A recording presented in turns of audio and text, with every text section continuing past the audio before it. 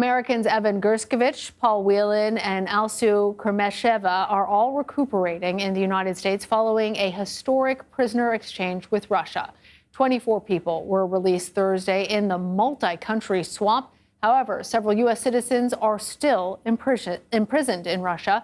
They include schoolteacher Mark Fogel, former paratrooper and musician Michael Travis Leak, Army Staff Sergeant Gordon Black, and Russian-American ballerina Ksenia Karelina. Here's what President Biden had to say when asked about Fogel at the White House Friday. We're not giving up. We're not giving up on that. For more on this, I want to bring in CBS News intelligence and national security reporter Olivia Gazis. Olivia, there is celebration over the 3 Americans who have been brought back to U.S. soil, but there's still concern about these other U.S. citizens. Tell us what we've learned about why they were not part of this swap. Sure, Lana, you're absolutely right that some families were so happy yesterday and other families may have been absolutely devastated. We don't have a lot of specifics on why certain people were left out. Generally, we know that certain circumstances can complicate these cases. In the case of Ksenia Karelina, she is a dual Russian-American citizen. So the Russian government, unfortunately, can choose to treat her as a Russian citizen instead of an American citizen, deny things like consular access or legal aid because she belongs to the Russian state and not the American one.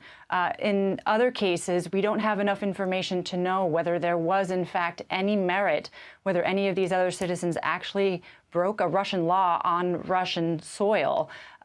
Sometimes these charges are completely trumped up, but sometimes, unfortunately, there is some merit to them.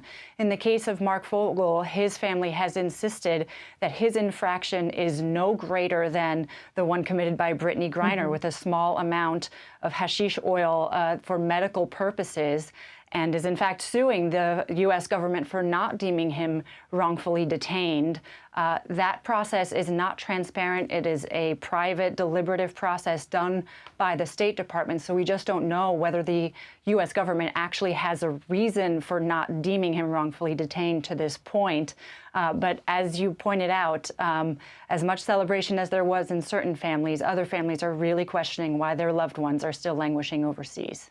And Olivia, you have been learning a bit more about the negotiations that led to this prisoner exchange in the countries that were involved. What can you tell us?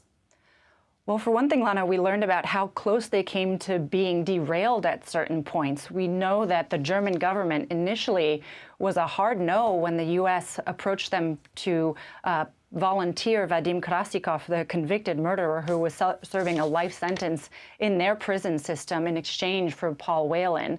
But they warmed to the idea, signaled openness to the idea when there was a suggestion to add Alexei Navalny, the prominent Russian dissident, into the mix. Of course, Alexei Navalny suddenly and under mysterious circumstances died in a Russian penal colony in February, and that threw a wrench into the works. The Germans cooled on the idea, the talks were paused for a time, and it wasn't until additional prominent Russian dissidents, including Vladimir Kara-Murza, who was released ultimately yesterday, were added into the mix, that again, the discussions gained new momentum and finally got to where they were yesterday.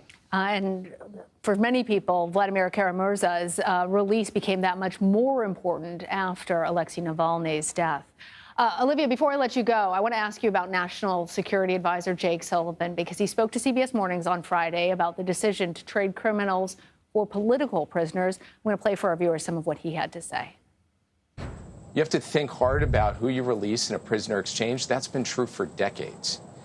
But at the end of the day, the president looked at this deal and he said, what we are getting, the value of human life, the value of putting families back together, the value of standing up for freedom of the press far exceeds what we are giving up by sending a few more criminals back to Russia.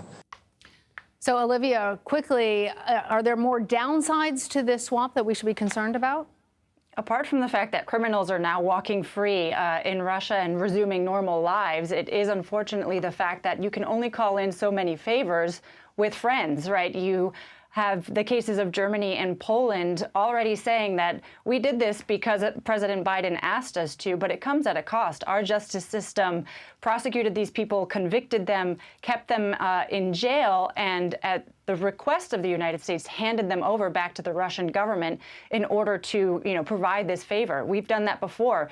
Victor Bout was extradited to us from Thailand, and he was traded for Brittany Griner.